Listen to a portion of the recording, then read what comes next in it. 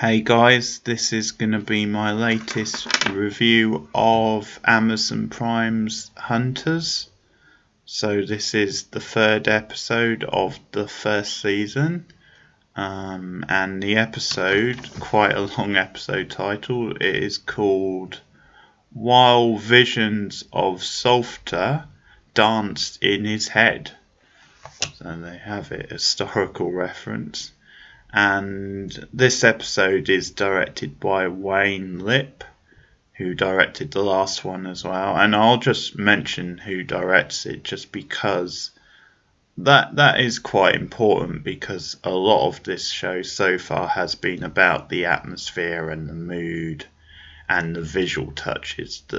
There's been a lot of sort of bombastic, stylistic flourishes and importance of music, but I think it's worth highlighting for this one because the direction is very good, like particularly good, not just good in a very brash stylistic way, but there's actually some really atmospheric, moody scenes.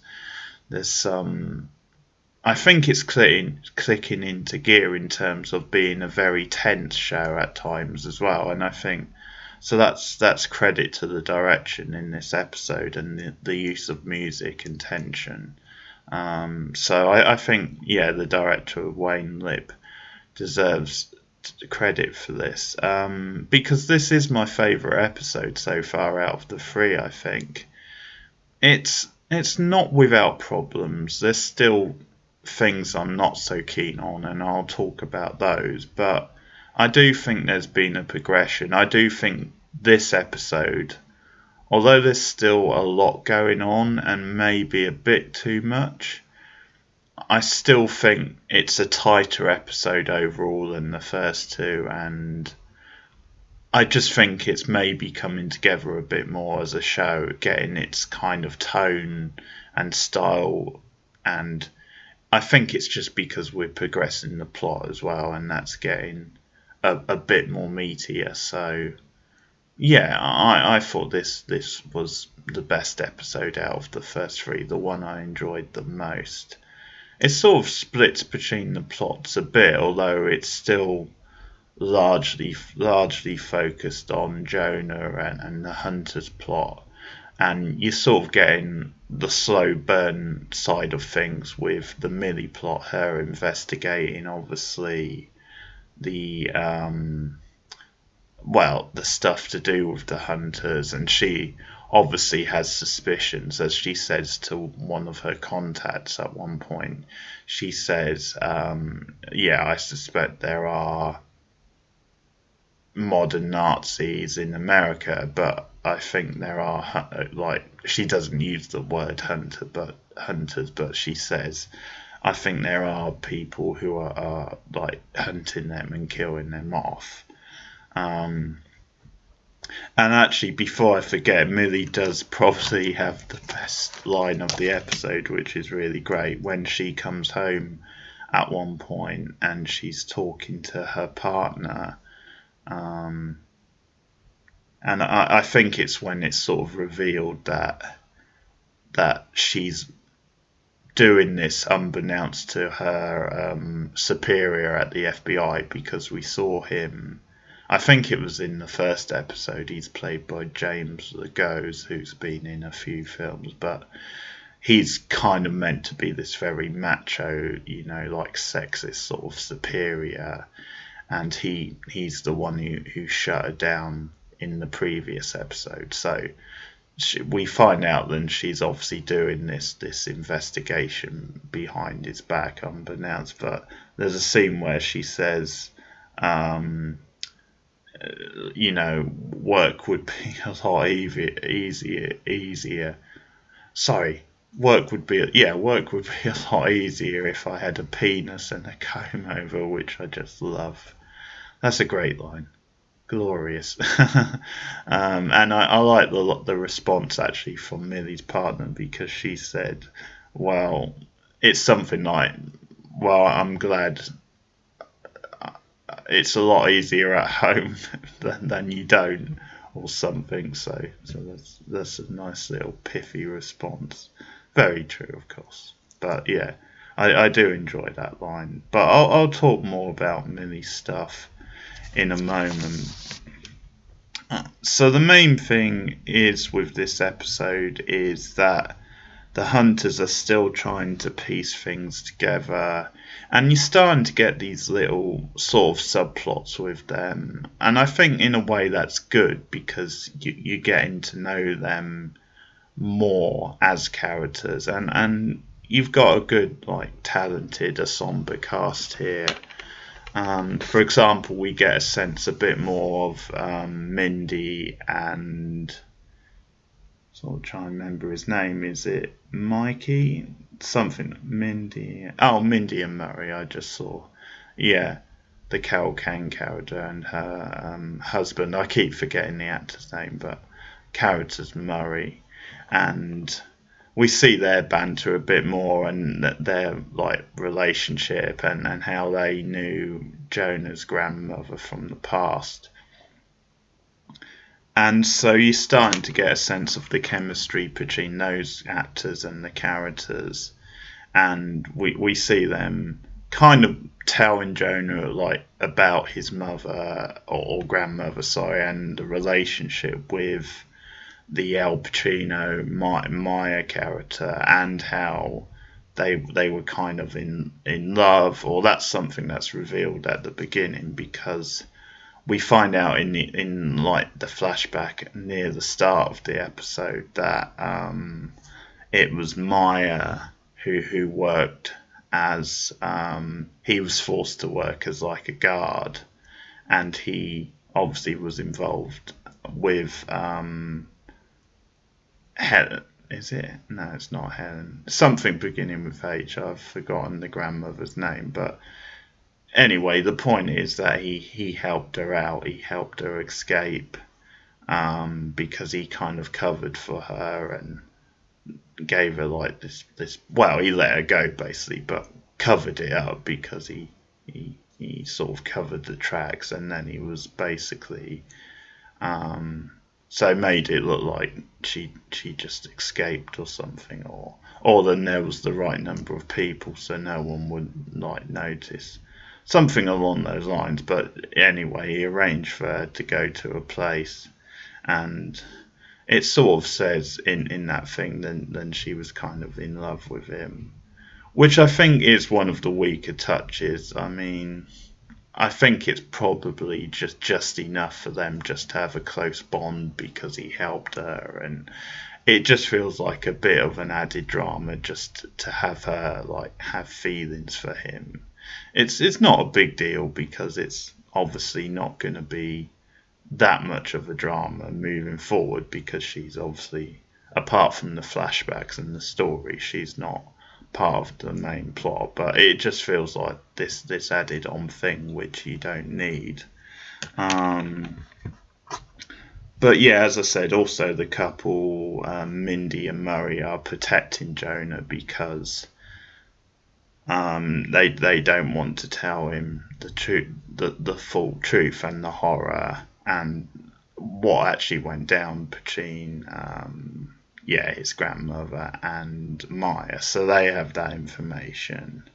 It's another good scene. The only sort of problem with it is then they're really starting to hit this superhero metaphor, this superhero villain type metaphor really hard. Now, when they did it in the first episode and that scene, like, outside the movies, I actually quite enjoyed that. I thought that was, a smart way to contrast, like, the context of, like, Nazis and that kind of thing with, obviously, heroes and villains in movies and comic books and stuff.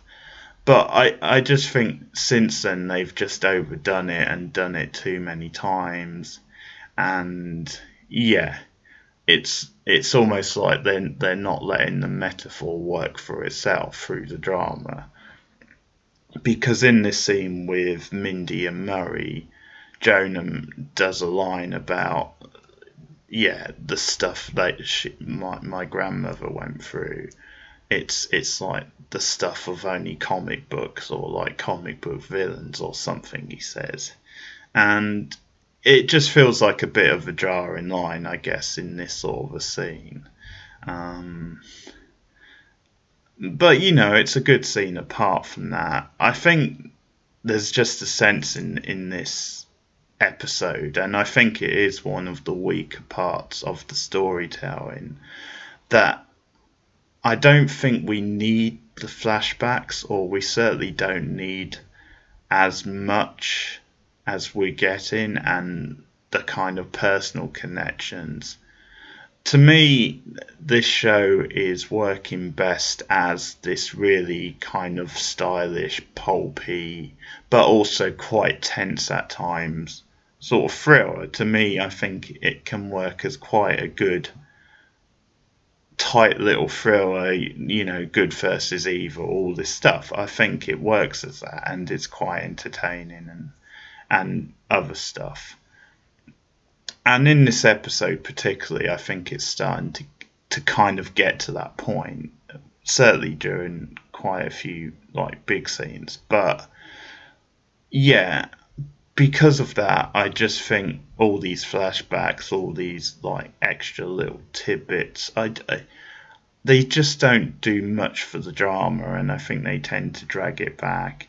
And I mean, I think it is a bit of a problem with the Jonah side of the plot. I think it's because they've obviously this whole thing came through his grandmother, and that's kind of what's led him to meeting these like this group of hunters. I think it then means that they kind of have to have flashbacks. They have to kind of grow that side of things, him finding out more from the past.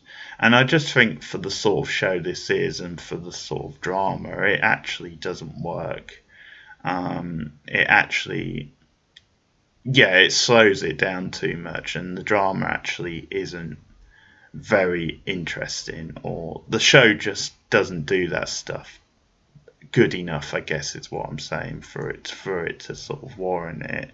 So you've got scenes in this, for example, at the end where Jonah starts to see his mother, and sorry, I keep fraudulent slip there, but his grandmother sees visions of her, and she's like watching him when something dramatic happens, which does at the end, which I'll talk about in a bit. But yeah, stuff like that I just think is a bit, we have to have this personal connection going on, and these different things. So some of that I'm not so keen on. I think it does drag the story down a bit.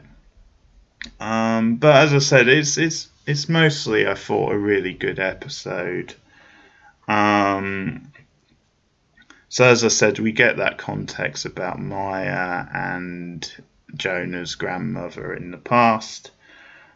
We also get little bits like Mindy and Murray. They're trying to like connect the dots with this code, and obviously Jonah's been like designated as like the code breaker, but because he's on the out at the moment, he's freaked out by what's happened in the last episode, and he just doesn't want to be in the group. He wants to have a normal life, and sort of move on with things.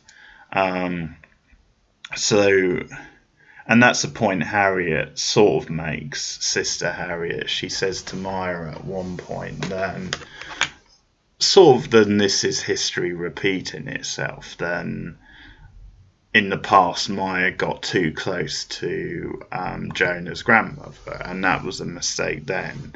And she says, you're in danger of letting that happen again with Jonah. And she sort of does the thing again of saying he's just a kid, he's not ready for that, and he proved that before. And harsh thing to say, but it's she has a point, probably, even though obviously Maya is resisting it and saying, no, this isn't the case, you're misreading this. But anyway, Jonah's obviously not really in at the moment back with the group. Maya tries to convince him at one point. He goes to the comic store because we see Jonah works in a comic store, and he's sort of started hanging around Arthur and his other friend in this episode again. But yeah, Jonah doesn't want anything to do with it, and he tells Arthur when he comes back into the store, if anyone asks again for me at this place, just say I don't work here anymore. And that's actually an interesting detail because of what happens at the end of the episode, which again I'll talk about in a bit.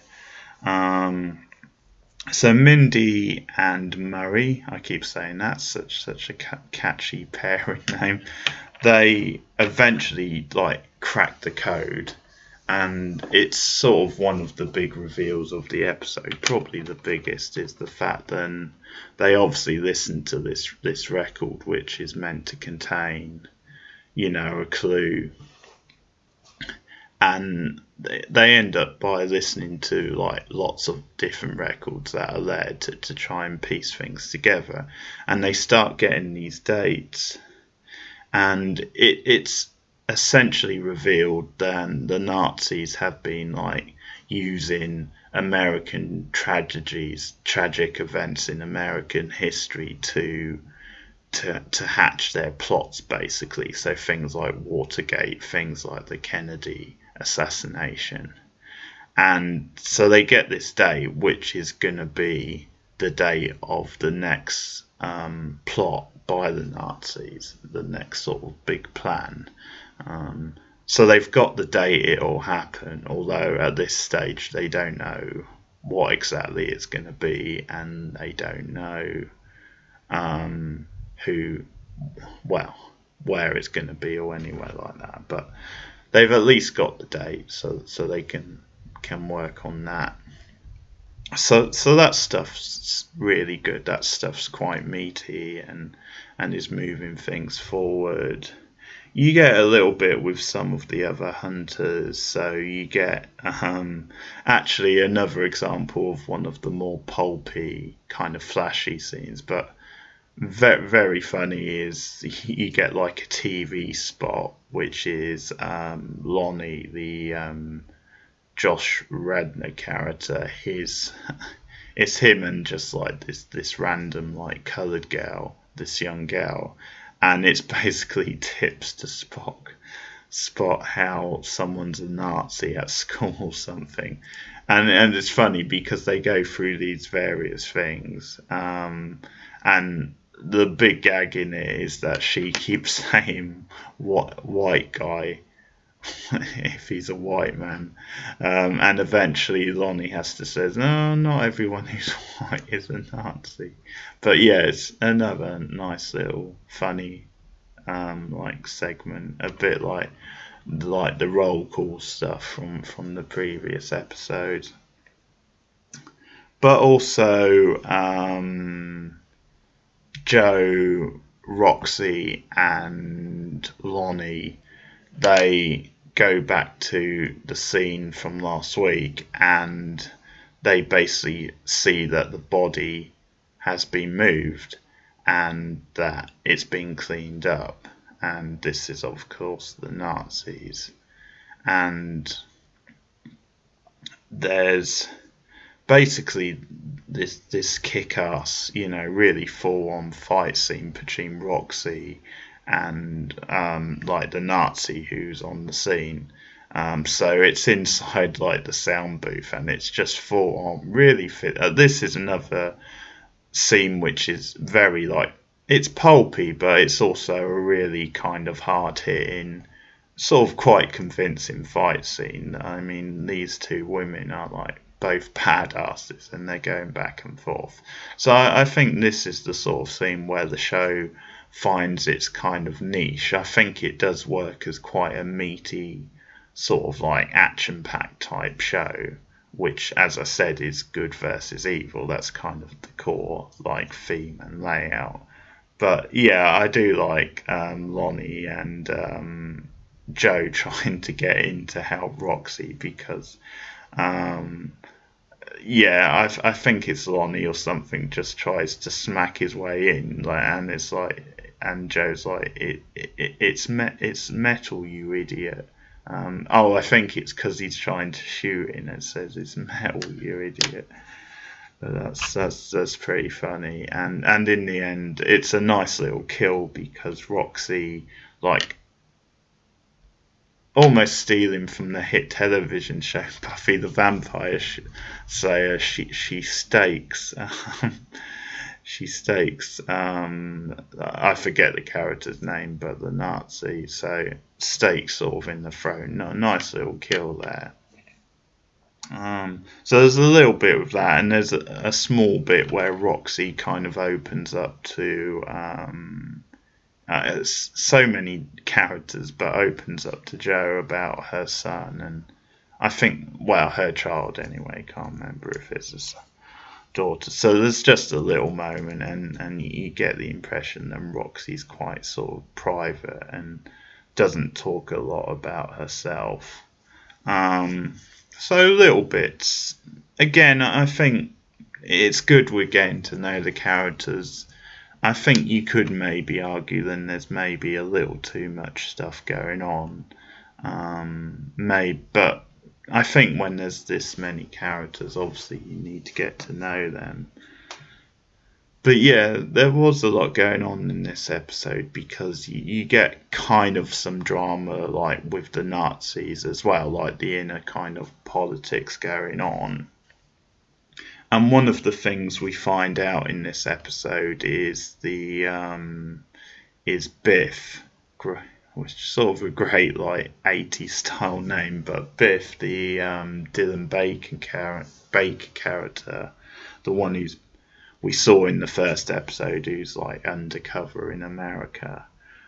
We find out he used to do Travis's job, and he tries to form like a bond with Travis. He tries to says, well, why don't we work together? And the whole thing is that he's saying to Travis, then when you first start doing the job, you know, the commander or the colonel, she really likes you. You're flavour of the month, but then gradually you just get left out in the cold. You get disregarded. So he tries to bond with him and tries to get him to work together, but Travis kind of has none of it. Says, yeah, that's not the way we do things. So just hangs up on him. But there's a little tidbit, and in I think one of the most comedic moments of the episode, we get Travis. Well, not Travis, sorry. We get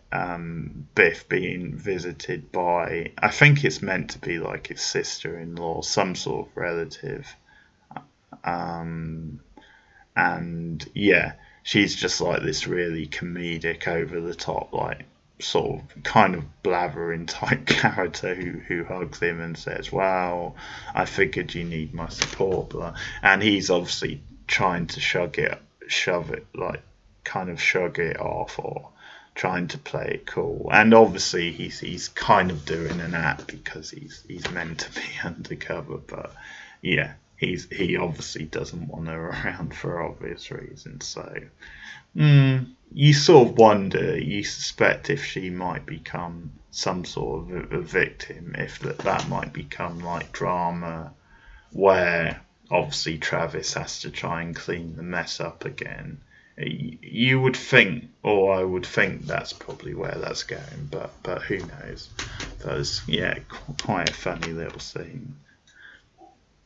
So there's sort of inner politics going on in the Nazis, because Tobias at one point sort of expresses his distrust of Travis, and the distrust is because Travis is American, which I think is partly how Biff was trying to appeal to him, because they're both, I think they're both meant to be American. I'm assuming because it's like Dylan Baker playing him, but yeah, Tobias warns the colonel then, because he's American, he can't be trusted, basically. So I think we're probably going to get some more drama with them and the politics. So you can see how there is a lot going on, and some of it I think is more like worthy than others, but we'll see where that side of things go.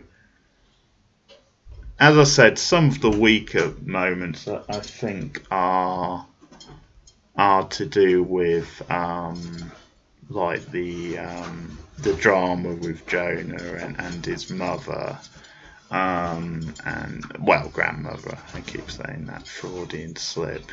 Some of that drama and some of the flashbacks, I think it just, as I said, bogs the drama, and it just feels like a bit more of a middle of the road type drama type thing. But now, one scene I do have to talk about, which is just crazy. I never would have thought I would have seen this sort of scene like at the start of this show, and it works to perfection. It's absolutely great. Is the scene at Coney Island? So Jonah decides to go because he wants to escape what's going on and the stress. So he tells Arthur and the other guy, let's go to Coney Island. As like a trip, so to sort of escape things, and so they go and they get high, and this is another like scene where you get like this kind of cheap comic book reference or movie, because they're talking about Batman and Robin, and it's another one where the metaphor is kind of laid on a bit too heavy, because they're discussing the various merits of Batman and Robin. But yeah, as I said, when they did that in the first episode, it was kind of, yeah, that's interesting. I can see what they're doing. But since then, I think they've just hammered it home too much, and it's just become too on the nose, and they've just done the pop culture stuff a bit too often. But anyway, the scene itself is good because they're at Coney Island, and it's a nice little bonding scene, and they're getting high. But the climax of it, which is so bizarre but just brilliant, is that because they're high, it becomes like this whole trippy fantasy scene where they're all dancing to the Bee Gees' Staying Alive at Coney Island, and they're doing like this whole sort of like swagger type dance, and you get the rest of the people doing it along, and it's absolutely brilliant. It works to perfection, but boy is it a strange little scene.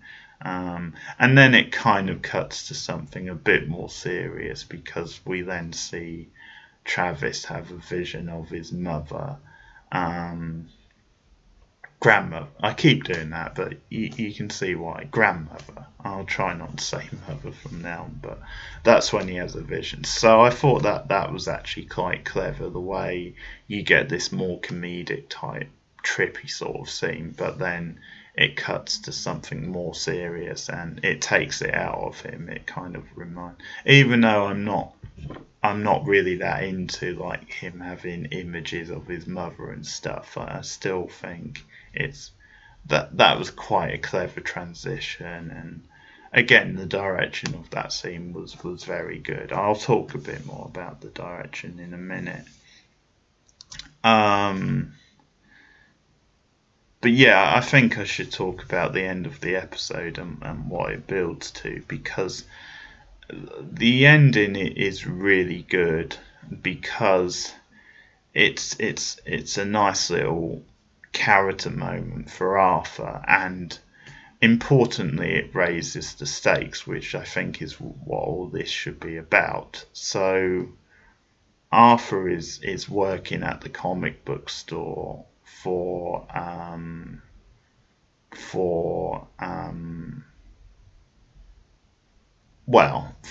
Jonah, like he's taking his place.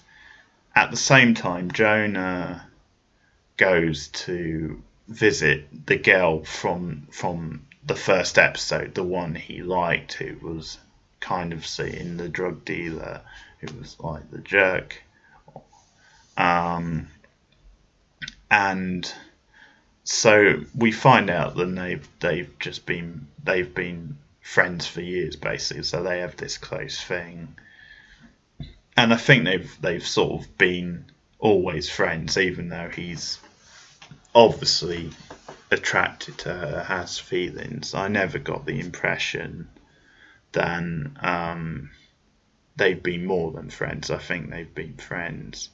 And he says, we've drifted apart, basically. You haven't heard from me because of going out with that jerk. And not surprisingly, after the way he acted in the first episode, she's actually dumped the other guy, which is, smart move. But so we see her and Jonah reconnect and they relive the past. But while he's over at her house, Travis is looking around, searching Jonah's apartment, because through one thing or the other, basically through going undercover, he's got this. So he's gone undercover as a cop, as Millie is investigating the crime scene, the comic, not the toy store from when a couple of episodes ago where Maya had to save Jonah and where the former Nazi got killed, or current Nazi but he got killed. So Travis goes undercover. He's been tracking Millie. That's one of the plots in the episode. So Travis goes undercover dressed as a policeman. And I'll talk a bit about that because he finds blood on clothes, and because he's an officer, he starts to take it away. But then Millie sees him and can I have a look at that? So she manages to get it off him, and he doesn't get it because she wants it for evidence. And Travis sort of hears from Millie that she suspects then there's more than one killer, and that there's these people hunting Nazis in America. And there's other evidence that Millie takes at the time. She takes a photo of the store owner, and it's Jonahs grandmother. And there's various things she takes which sort of leads her to this conclusion.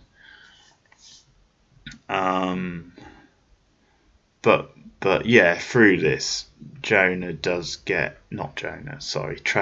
does get the Jonah's name. He finds a bit of paper with it on. So he phones the commander, and she's relays this to her, and at first he's I should take her out now. I would have done it before, but I just wanted to make sure, find things out. And actually, the colonel, commander, whichever he is, talks Travis out of this, because she's well, no, there's no point at the moment, because she's kind of inadvertently on our side because she's hunting these people. So that sort of works in our favour, and it's maybe just more useful to keep her alive at the moment. And Travis is well, okay, that's fine, because I've got this other lead anyway, and that's obviously Jonah. So that builds to the end of the episode, where Travis goes to the comic book store, questions Arthur, and Arthur kind of getting a vibe then Travis is no good. He tries to cover for Jonah, who just says, I don't know anyone called Jonah, I don't know. I think he shows him a picture, and he obviously lies about it. And then Travis turns the heat up on him. He gets a gun out, points it, says, I think you do. And it almost gets to the point where Travis is gonna kill him anyway, even though he. Oh yeah, Arthur says he's Jonah. Actually, I think that's when he gets the gun out, and Travis doesn't believe him basically because he doesn't look like, or he doesn't talk like a Jewish person. But in any case, it gets to the stage where I think Travis is about to kill him anyway, just whatever for the hell of it, just because he's claiming to be Jonah, and well, I mean he would anyway, I guess, no loose ends, but then there's a distraction, and this is the great part of this and where it leads, because Arthur just stabs him, like this sort of wimpy, nerdy character. Arthur just stabs Travis in the hand. He then tries to get out of the store, but Travis eventually gets free and shoots him, and that's it. I mean, Arthur's dead, but which I kind of, the way this scene plays out, the mood of it and the tension, you kind of suspected it was going to end bad for Arthur. But really good direction, because it cuts back and forth between Jonah on the street with his friend and them like walking along and talking, and really good like editing and cutting back and forth. It really adds tension to the scene, and yeah, it's a great moment for Arthur because he basically sacrificed himself for his friend, and he went out heroically. And it's one of the things you need in this sort of shows. You do need, like, obviously casualties and victims to up the stakes. And obviously Arthur is a supporting character, so he's not like one of the big characters. So he can be sacrificed, but it means he goes out on a high note. And obviously Travis finds... Freudian slip again, not Travis, folks. I'm trying to confuse you here. I almost said Arthur there as well. Jonah finds Travis, not God damn it! I'm sorry, folks. This is a nightmare. Jonah finds Arthur. That's it. Finds him dead. So that's the end of the episode. Really good ending. Really good scene. So yeah, there's some good stuff. I really like the direction in this one, and the mood and atmosphere I like. Because there's this synth score as well, and it gives it this feel of a very like sort of like slow building, moody, like noir type stuff. So I think some of the meaty details are coming together. The opening like scene I think is really well shot actually, because we know that Travis is going to be tracking Millie. So we see like this shot from the back seat of a car. We see like, and it's a POV from like his binoculars from the window of the car, just spying on Millie, and we follow her along, and just the way it's shot and the atmosphere, it just makes us feel like we're in Travis's POV and we're essentially stalking Millie. But it's a beautiful shot, that one from the back of the car. And then I really like the shot of him. He's in the church because he's like followed Millie in the church. And I think that's obviously where you think, well, he's going to try and kill her now, but I guess it's a public place, and at this point he's decided he's not going to kill her yet. But anyway, there's a nice little shot of him, like just with like the sunlight on half of his face, so light and dark. It's a good little shot. So yeah, it's mostly a good episode. The stuff with Millie, it's fine. It's sort of like slow burning again. It hasn't really taken off yet. I think part of the problem with her plot is that she's kind of finding out information secondhand.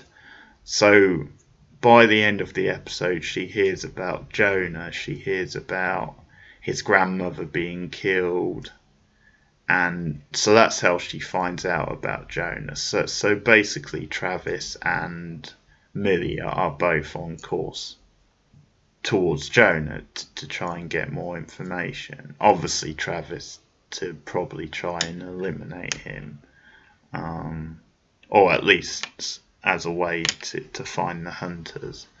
But I think, yeah, there's just that thing with Millie's plot where it's a little bit clunky, parts of it, just because it's like secondhand information, or it's information we already know. And I think as a viewer that can be a little bit frustrating. And it's maybe just one of the consequences of having this plot running alongside the other one. And obviously, for the sake of the drama and the story, it makes sense that Millie is a couple of steps behind. But yeah, I think it's just a bit telegraphed when we already know this stuff and we're just seeing her finding out about it. It sort of doesn't do a lot for drama, but obviously that's a slow burning plot. I like Millie. I think she's a decent enough character, and I think when things really click and we get like the plots coming together, that could be when we get some really good stuff. But there you have it. That's episode 3, and I don't know. I mean, you guys might disagree with me, but I thought this was the best episode so far of the 3.